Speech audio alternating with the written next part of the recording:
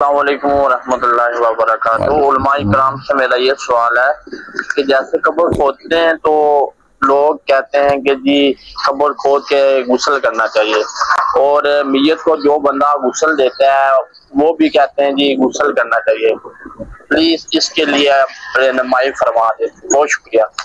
جی وعلیکم السلام ورحمۃ اللہ وبرکاتہ۔ آپ کا سوال ہے کہ لوگ کہتے ہیں جو قبر کھودتا ہے اسے بھی غسل کرنا چاہیے، جو میت کو غسل دیتا ہے اس کو بھی غسل کرنا چاہیے، اس کے بارے میں رہنمائی فرما دیں۔ جی قبر کھودنے والا شخص جو ہے اس پہ غسل فرض یا واجب نہیں ہوتا، اگر وہ غسل نہیں کرتا شرعی طور پر کوئی مذائقہ نہیں ہے۔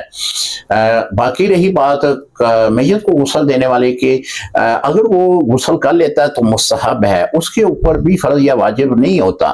اگر کر لیتا ہے تو مستحب ہے، اگر نہیں کرتا تو شرعی طور پر کوئی ممانعت یا کوئی بھی مذائقہ نہیں ہے۔ لہذا دونوں صورتوں میں غسل واجب اور فرض نہیں ہوتا، کر لینا مستحب ہے، بہتر ہے۔